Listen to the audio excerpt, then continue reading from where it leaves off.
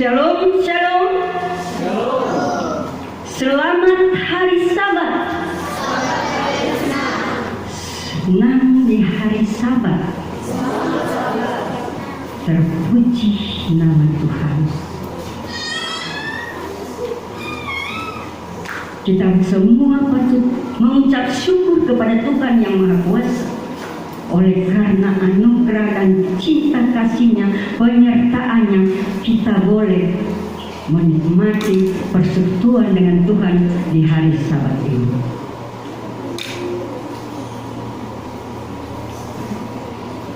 Dan saya berterima kasih untuk kesempatan dan kepercayaan yang Tuhan sudah berikan melalui tua-tua jemaat kepada saya untuk menyampaikan firman Tuhan di hari Sabat ini, sekaligus mengakhiri ibadah pekan doa BWA. Saya juga berterima kasih kepada ibu-ibu BWA Junior yang sudah membantu membawakan materi pada selama 3 malam, mulai dari malam Rabu, Kamis, dan Jumat. Hari Rabu kita telah belajar dari seorang tokoh perempuan yang murah hati, yaitu Dorcas atau Tabita. Hari Kamis kita telah belajar dari seorang tokoh perempuan yang adalah satu-satunya seorang imam perempuan dalam Alkitab, yaitu Deborah. Dan hari Jumat, tadi malam kita belajar tentang seorang perempuan cantik, murah hati, dan takut akan Tuhan, yaitu Ribkah. Dan saat ini kita akan belajar firman Tuhan dengan tema pahlawan kesetiaan, sekaligus menjadi judul pembahasan kita di hari Sabat ini. Pahlawan kesetiaan. Apa itu pahlawan, saudara? Menurut Kamus Besar Indonesia, pahlawan adalah orang yang menonjol karena keberaniannya dan pengorbanannya dalam membela kebenaran, kesetiaan, keteguhan hati, ketaatan, atau kepatuhan. Dan menurut Kamus Cambridge, pahlawan wanita adalah seorang wanita yang dikagumi karena telah melakukan sesuatu yang sangat berani atau telah mencapai sesuatu yang hebat. Alkitab menghadirkan banyak wanita terkenal karena kebenaran dan iman mereka. Mereka adalah pahlawan wanita sepanjang masa yang telah mengilhami ribuan orang dalam perjalanan mereka ke surga. Wanita-wanita ini adalah seperti Deborah, Esther, Sarah, Hana, dan Maria. Itu hanya menyebutkan beberapa nama saja, tetapi kami juga menemukan beberapa wanita yang jarang disebutkan. Dan bagaimanapun mereka ini telah menunjukkan iman mereka yang kuat kepada Tuhan dan meninggalkan pada kita pelajaran tentang kesetiaan kepada Tuhan. Hari ini kita akan mempelajari dari kisah 2 wanita yang kurang terkenal itu. Dan menjadi pertanyaan bagi kita pada Sabat ini adalah yang pertama, apa yang terjadi ketika profesi Anda memberi Anda kesempatan unik untuk melakukan tugas yang luar biasa, entah itu baik atau buruk? Kedua, apa yang terjadi ketika ketaatan kepada Tuhan bertentangan dengan ketaatan kepada manusia dan kita dihadapkan pada konsekuensi yang mengancam jiwa? Ketiga, apa yang terjadi ketika kita dapat dengan mudah berpikir berada di pihak orang banyak yang lebih suka menerima bantuan pria, tetapi hati nurani membutuhkan pilihan yang lebih baik? Dan yang keempat, apa yang terjadi ketika membela kebenaran adalah satu-satunya ujian iman. Saudara, dalam pelajaran ini kita akan belajar pelajaran praktis tentang keberanian, kesetiaan, dan kasih kepada Tuhan melalui tindakan Shipra dan Puah membantu kita sebagai wanita untuk memenuhi tujuan yang diberikan Tuhan kepada kita. Pertama, budak di Mesir. Setelah Yusuf dia meninggal dan anak-anaknya, mereka masih tetap tinggal di Mesir. Dan mereka terus bertambah banyak anak-anak Israel ini. Mereka tinggal di Mesir dan terus bertambah banyak. Kemudian ini Firaun mulai memilih untuk melupakan semua perbuatan baik dari Yusuf yang telah melestarikan tanah Mesir selama masa kelaparan yang merusak di tanah Mesir. Sebaliknya, saudara, Firaun ini berencana untuk mengekang pertumbuhan bangsa Israel. Bahkan mereka ini bukan orang Mesir, tapi dia memaksa mereka ke dalam perbudakan yang kejam. Dia kasih kerja keras mereka, supaya mereka dengan kerja keras dorang menderita. Dia berpikir bahwa dengan kerja keras yang dia berikan kepada orang-orang Israel ini, mereka akan mengurangi masa kesuburan. Mereka akan berkurang ketika mereka menderita, mereka akan berkurang. Tetapi yang mengherankan, saudara, semakin banyak orang Israel menderita, semakin subur mereka. Karena apa, saudara? Karena Tuhan memberkati mereka. Inilah pelajaran yang baik bagi kita semua. Musuh tidak dapat menghentikan berkat Tuhan atas umatnya selama mereka tetap setia kepadanya. Itulah, saudara, apapun rencana dari Firaun, tapi ketika Tuhan ada bersama-Nya, Tuhan akan memberkati, bukan mengurangi, tetapi Dia malah memberkati. Dan rencana pertama dari Firaun ini gagal.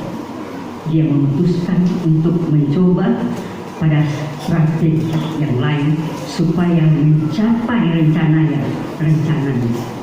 Yang kedua, strategi pengendalian populasi Firaun.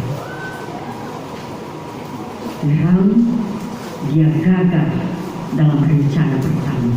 Mulai lagi dia susun pada rencana kedua. Dan strategi dari Raja Firaun ini dia melibatkan pelayanan bidan, dan dia harapkan untuk menerapkan teknik pengendalian kehadiran untuk apa? Memusnahkan anak laki-laki saat mereka lahir. Dan rencana dari Firaun ini, dia akan membunuh semua anak laki-laki Ibrani dan menghancurkan segala kemungkinan pertumbuhan mereka menjadi pejuang, pemberontak, dan menggulingkan Firaun, lalu menguasai Mesir. Itu yang Firaun takutkan.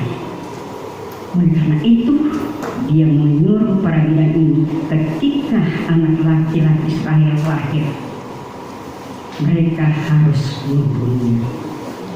Kita membaca strategi Firaun dalam Keluaran 1 ayat 15 dan ayat 16. Kemudian Raja Mesir berbicara kepada bidan-bidan Ibrani Ibrani yang seorang bernama Sifra dan yang lain bernama Pua, dan dia berkata, ketika kamu melakukan tugas bidan untuk wanita Ibrani dan melihat mereka di kursi bersalin, jika itu anak laki-laki maka kamu harus membunuhnya, tetapi jika itu anak perempuan maka dia akan hidup. Ini adalah tugas yang serius, yang mendesak yang diberikan kepada bidan, yang profesinya memberi mereka kesempatan unik menjalankan amanat raja. Tetapi apa yang mereka lakukan? Apa reaksi mereka terhadap perintah Firaun? Saudara, penting untuk dicatat di sini bahwa rencana untuk memusnahkan bayi laki-laki itu bukan hanya rencana kejam dari seorang raja yang kejam, melainkan berasal dari dalang terbesar, yaitu setan sendiri yang terlibat dalam kontroversi besar. Kontroversi artinya adalah keadaan perselisihan atau perdebatan yang berkepanjangan.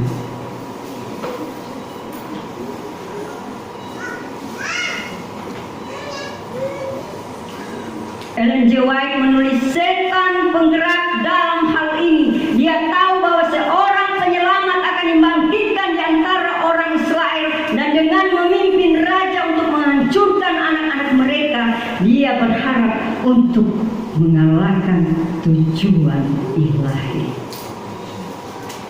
Peperangan rohani sedang berkecamuk, saudara, dan Tuhan membutuhkan pejuang yang setia untuk melawan musuh, untuk mengalahkan tujuannya, dan untuk menghormati dia melalui kesetiaan Sifra dan Pua. Dan dua bidan ini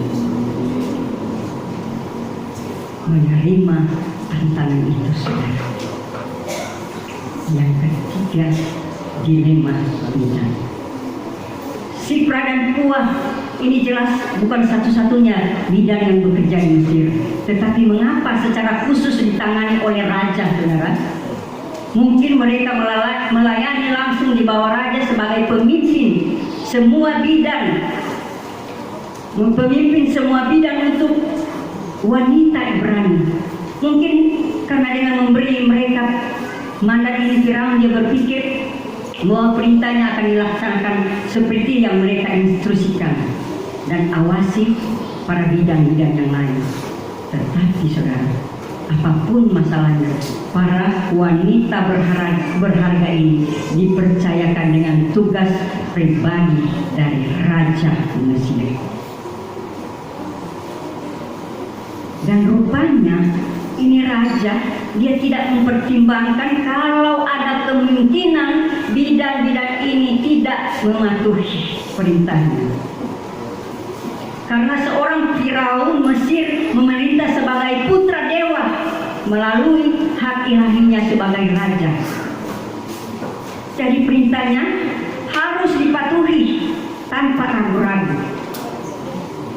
Karena di sini dikatakan kalau tidak mematuhi perintah Firaun pasti akan mati.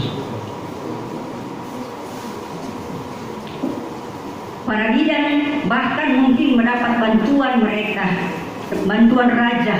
Mereka bahkan menerima promosi, hadiah, popularitas di istananya. Mungkin kalau cuma bidan biasa, bidan yang tidak takut akan Tuhan, pasti belum berpikir saya akan lakukan perintah raja. Yang penting saya punya nama,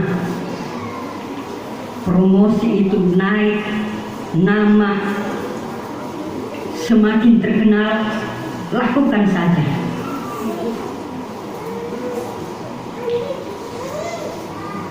Karena apa, saudara? Kalau tidak melakukan perintah Tuhan di sini, keputusan raja berarti kematian kalau tidak memenuhi semua perintah Firaun. Tetapi apa, saudara?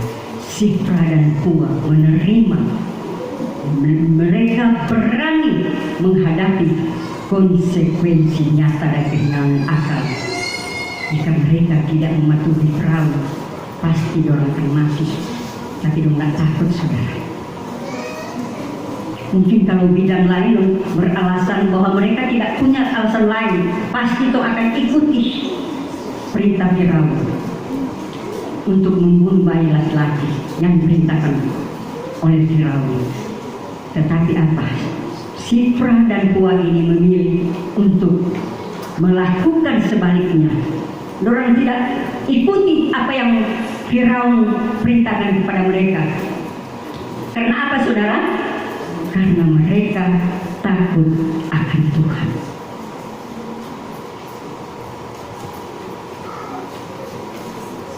Di sini Alkitab dengan jelas mengungkapkan faktor mendasar yang mempengaruhi keputusan Sifra dan Puah adalah takut akan Tuhan.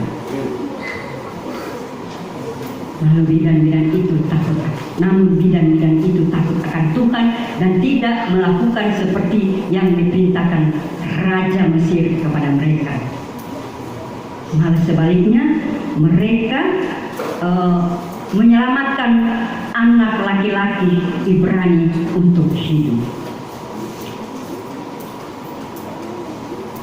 Takut akan Tuhan adalah satu-satunya faktor pendorong yang dapat membuat seseorang menolak kejahatan terlepas dari konsekuensinya. Takut akan Tuhan menuntun seseorang untuk memilih memuliakan Tuhan, bahkan dengan biaya dan pengorbanan penderitaan. Takut akan Tuhan adalah satu-satunya alasan mengapa seseorang dapat mengatakan tidak untuk apa yang salah dan ya untuk apa yang benar. Takut akan Tuhan adalah kebajikan yang bersinar di tengah-tengah kegelapan dunia. Amsal 8 ayat 13 memberitahukan kepada kita.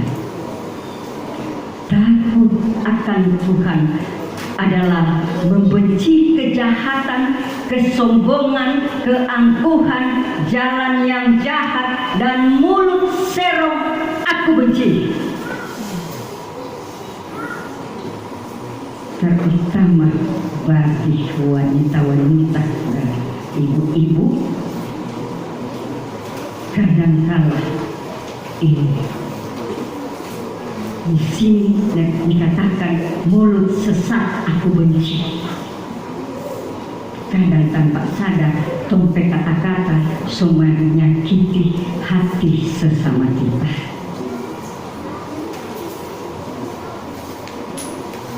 Dan orang tidak menyadari ketika orang menyakiti hati sesama kita, berarti tong menyakiti hati Tuhan. Amin.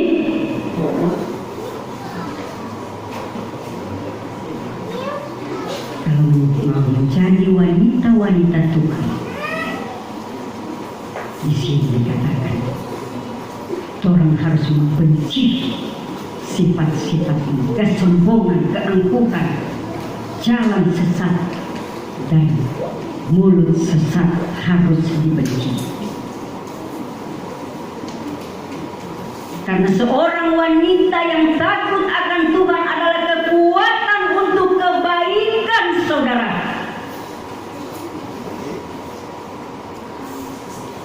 Amsal 31 ayat 30 mengungkapkan kecantikan sejati seorang wanita pesona adalah penipu dan kecantikan adalah sia-sia, tetapi wanita yang takut akan Tuhan dipuji-puji.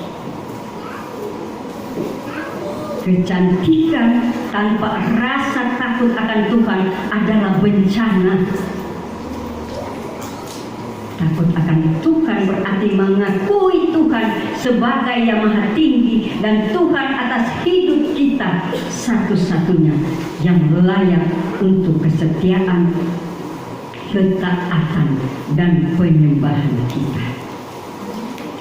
Jadi ayat ini mengingatkan kepada orang-orang muda yang mau mencari pasangan, jangan melihat dari kecantikan. Amsal mengatakan itu penipu, saudara. tetapi mari kita lihat dari kecantikan hati seorang wanita.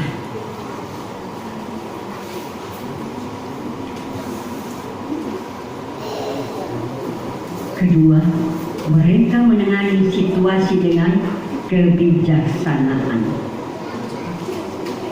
Para bidan memutuskan untuk mempertahankan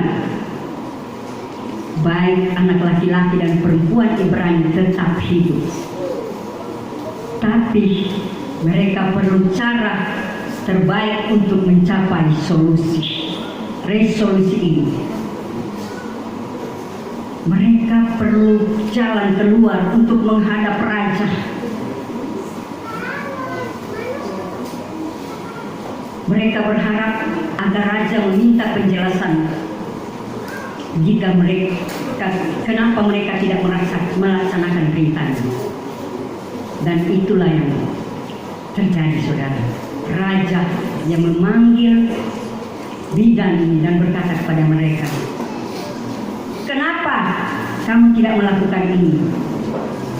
Kenapa kamu melawan saya dan menyelamatkan anak laki-laki Ibrani hidup?"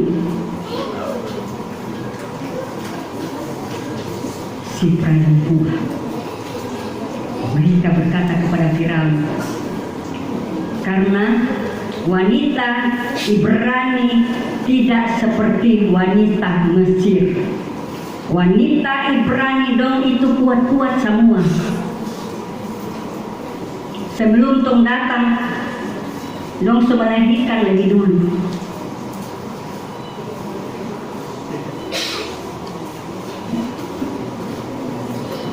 Saudara, mungkin saja melalui hikmat Tuhan, bidan ini memutuskan untuk menunda intervensi mereka untuk melahirkan wanita Israel.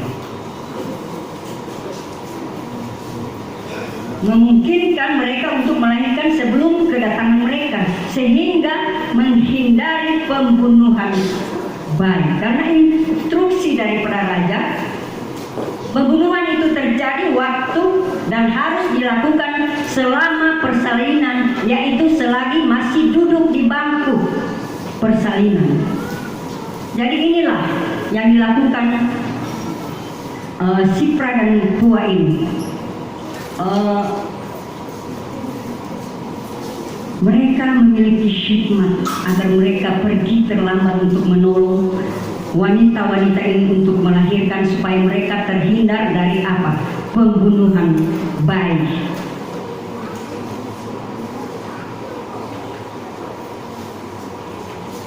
Mereka memiliki hikmat ini karena apa, saudara? Karena mereka takut akan Tuhan. Maka Tuhan berkomunikasi dengan mereka melalui hikmat ini agar mereka terhindar dari pembunuhan bayi laki-laki. Amsal 9 ayat 10 mengatakan, takut akan Tuhan adalah permulaan hikmat, dan pengenalan akan Yang Maha Kudus adalah pengertian. Tuhan yang memberkati Sifra dan Pua dengan solusi terbaik untuk mentaati Tuhan. Jadi ini raja, dia tidak dapat menentang tanggapan dari kedua wanita ini. Karena apa? Instruksi dari raja ketika membunuh anak laki-laki itu, dorang masih ada di tempat duduk bersalin. Kalau sudah keluar dari situ berarti lolos.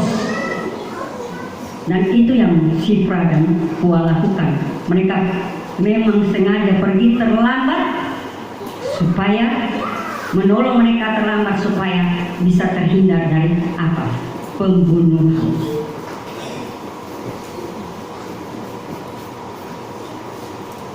Bagaimana Sifra dan Pua memperoleh kebijaksanaan ini, saudara? Ketika mereka berusaha untuk menghormati Tuhan, dia berkomunikasikan rencana ini kepada mereka. Jadi karena Sifra dan Pua ini mereka takut akan Tuhan, Tuhan kasih hikmat pada dua ini supaya terhindar dari pembunuhan untuk bayi laki-laki. Saudaraku, apakah kebijaksanaan tersedia bagi kita? Amsal 2 ayat 6 mengatakan karena Tuhanlah yang memberikan hikmat. Amsal 14 ayat 33 mengatakan kebijaksanaan diabadikan dalam hati pria dan wanita yang berakal.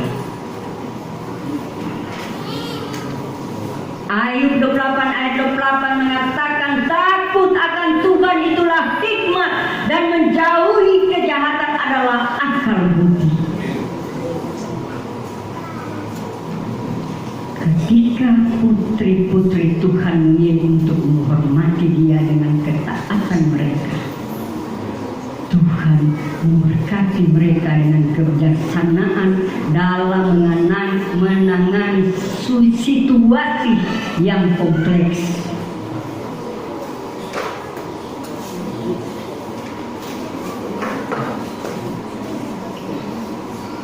Jadi apapun masalahnya, apapun situasi yang kita hadapi, kalau orang takut akan Tuhan, berkomunikasi dengan Tuhan, Tuhan tidak akan membiarkan itu terjadi. Tuhan berjanji akan membantu kita dalam segala keadaan, terutama di saat kesusahan seperti ini. Mazmur 50 ayat 15 menyatakan, dan panggillah aku pada hari kesesakan, aku akan membebaskan kamu dan kamu akan memuliakan aku. Mazmur 32 ayat 8 berjanji, aku akan mengajar kamu dan mengajar kamu di jalan yang harus kamu tempuh. Aku akan membimbing kamu dengan mataku.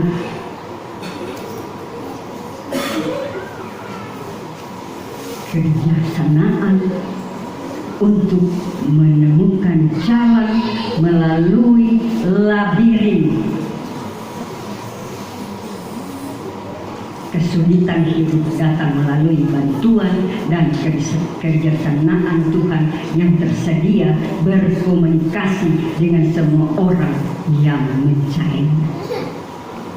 Labirin artinya sesuatu yang sangat rumit dan berbelit-belit.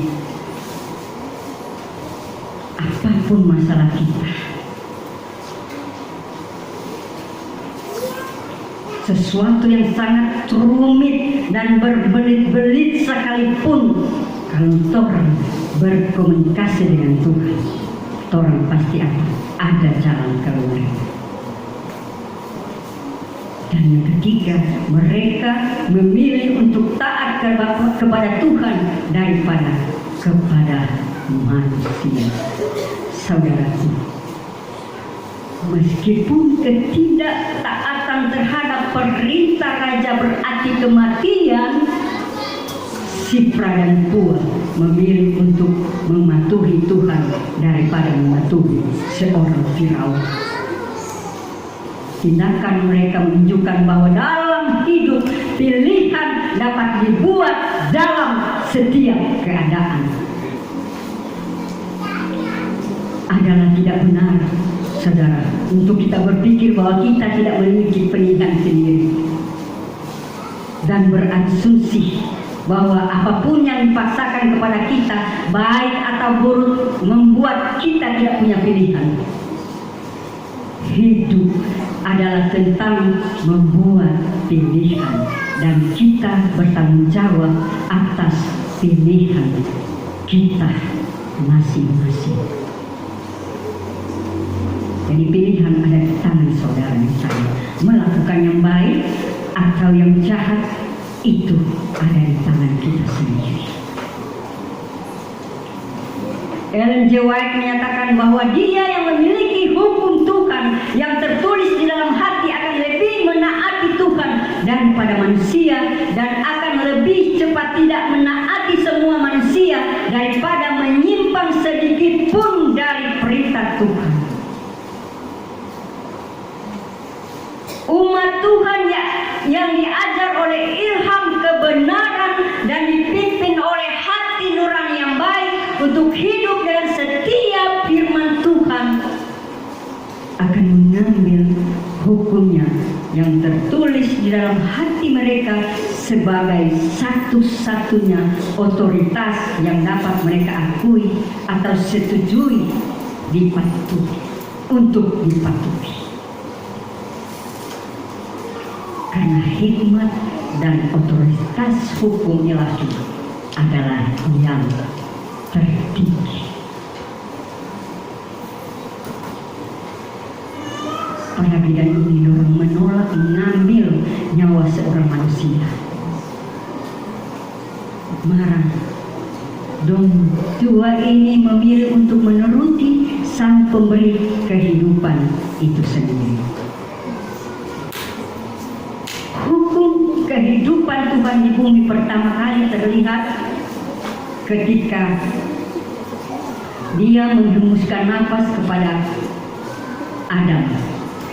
Jadi untuk mengambil nyawa orang lain, bahkan janin sama dengan mengambil karunia nafas kehidupan dari Tuhan. Adalah hak istimewa setiap anak-anak Tuhan untuk memuliakan si pemberi kehidupan melalui ketaatan pada hukum kehidupannya.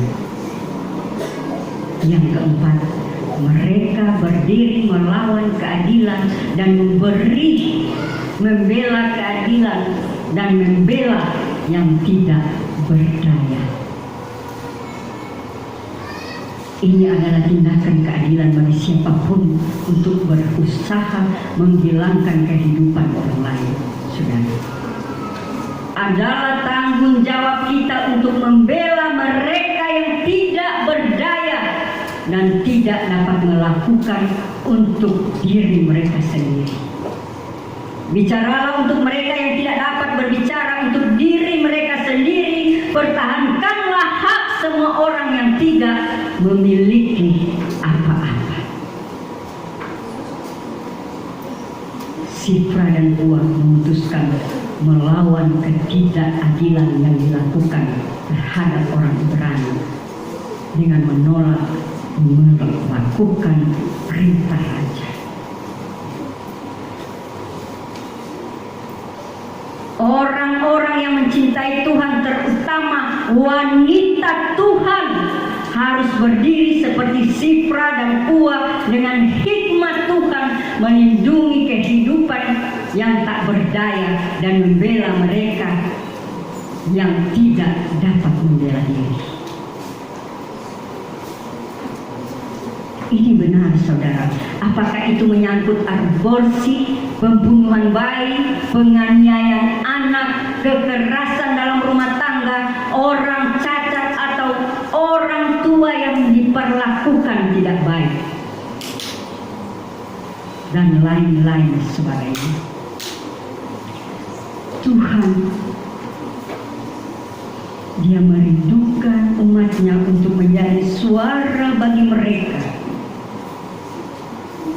yang tidak dapat berbicara, bagi mereka untuk membela yang tidak berdaya dalam berbagai segi kehidupan.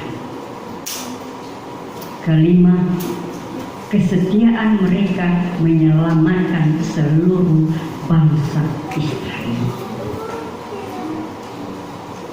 Kedua bidang ini mereka tidak menyadari sejauh mana kesetiaan mereka akan berhasil memenuhi tujuan Allah dan mengalahkan rencana setan.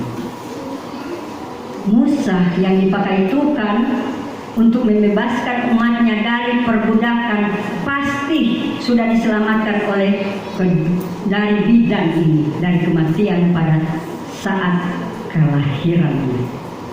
Dengan demikian rencana setan dikalahkan. Sifra dan Puah berada di tempat yang tepat dan pada waktu yang tepat. Puji Tuhan saudara, pada waktu itu Tuhan dapat mengandalkan mereka untuk menyelamatkan umatnya. Sungguh luar biasa berkat memiliki wanita seperti Shipra dan Pua di saat krisis. Saudara, dapatkah Tuhan mengandalkan saudara dan saya ketika Dia membutuhkan kita untuk melayani Dia melalui kesetiaan kita dalam profesi kita, dalam rutinitas kehidupan kita sehari-hari? Ya, kita bisa setia menjalankan aktivitas kita sehari-hari, baik di rumah, di gereja, di masyarakat, atau dimanapun kita dipanggil untuk melayani. Ellen G. White menulis, wanita di rumahnya melakukan tugas-tugas sederhana dalam hidup yang harus dilakukan dan harus menunjukkan kesetiaan, ketaatan, dan cinta setulus malaikat di lingkungan mereka.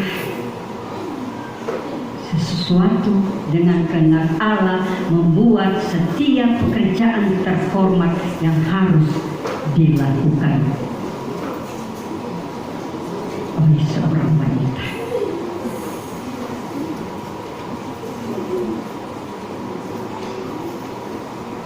Sebagai putri Allah, kita mungkin tidak melihat hasil instan dari kesetiaannya di dunia yang penuh ketidakadilan. Kita mungkin bertanya-tanya, apakah kita melakukan kebaikan dengan tetap setia di dunia yang penuh dengan pujian atas kejahatan? Paulus mendorong kita dalam Galatia 6 ayat 9 dan 10 mengatakan,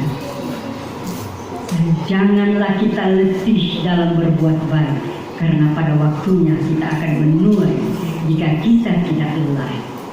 Karena itu, selagi ada kesempatan, mari kita berbuat baik kepada semua orang, terutama kepada mereka yang berasal dari keluarga seiman.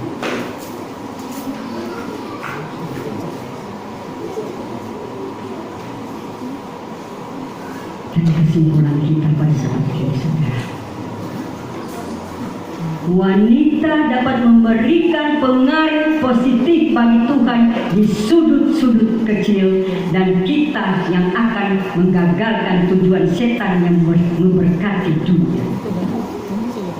Meskipun Shipra dan Pua ini memiliki cerita yang sangat singkat dalam Alkitab, tapi nama mereka hanya beberapa ayat dari Keluaran 1 ayat 15 sampai 20. Mereka hanya memiliki cerita yang singkat di halaman yang suci di dalam Alkitab. Tetapi mereka meninggalkan warisan kesetiaan dan berkat bagi kita semua. Mari kita tinjau kembali apa yang telah kita pelajari dari mereka. Kita tinjau kembali apa yang kita telah dengar atau pelajaran yang kita telah dengar dari Shipra dan Pua. Yang pertama, kami belajar dari wanita yang rendah hati ini bahwa takut akan Tuhan adalah kebajikan yang paling penting yang juga memperindah putri-putri Tuhan. Yang kedua, kami perlu belajar bahwa Tuhan memberi kita kebijaksanaan yang dibutuhkan untuk mengatasi setiap situasi ketika kita memilih untuk melakukan kehendaknya. Yang ketiga, kami belajar bahwa dalam setiap keadaan kami selalu memiliki pilihan untuk menaati Tuhan daripada setan dan agen-agennya. Yang keempat, Kami belajar untuk berdiri melawan ketidakadilan dimanapun kami berada, membela yang tak berdaya, dan menawarkan bantuan apapun yang diperlukan untuk menyelamatkan nyawa. Dan yang kelima, kita belajar bahwa ketika kita tetap setia dalam ketaatan kepada Tuhan, Dia setia dalam memberkati kita. Setelah mempelajari pelajaran yang besar dari kisah yang mengubah hidup kita ini, kita dapat dengan aman menyebut Shipra dan Pua sebagai pahlawan kesetiaan. Tuhan memanggil kita masing-masing untuk menjadi Shipra dan Pua yang berdiri melawan kejahatan. Kita akan tergoda untuk berkompromi dengan iman kita untuk menyenangkan hati orang lain. Bahkan bisa jadi situasi di mana kita diminta untuk melakukan situasi yang salah secara etis. Tetapi kita takut kehilangan pekerjaan atau hubungan kita jika kita tidak menyesuaikan diri. Kita telah belajar dari kisah ini hari ini bahwa Tuhan melindungi mereka yang membela apa yang benar, dan Tuhan juga memberkati mereka yang membela apa yang benar. Saudaraku yang dikasihi Tuhan, hari ini kita masing-masing punya pilihan. Haruskah kita menyesuaikan atau berkompromikan keyakinan kita, saudara? Atau akankah kita berdiri teguh? Saya berdoa agar dengan pertolongan Tuhan kita semua akan memutuskan untuk berdiri di tengah-tengah batu karang dan tidak akan pernah menoleh ke kiri ke kanan, tetapi selalu mengarahkan pandangan kita kepada Yesus. Saudaraku yang dikasihi Tuhan, apakah itu keputusan saudara hari ini? Jika demikian, maukah saudara berdiri bersama saya untuk menunjukkan kepada Bapa kita di surga, berdiri untuk menegaskan secara nyata bahwa kita memilih untuk selalu berdiri bersamanya?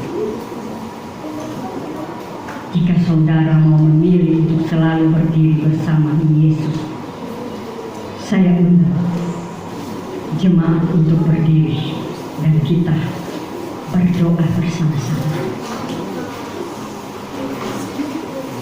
Doa akan disebutkan setelah saya sebutkan.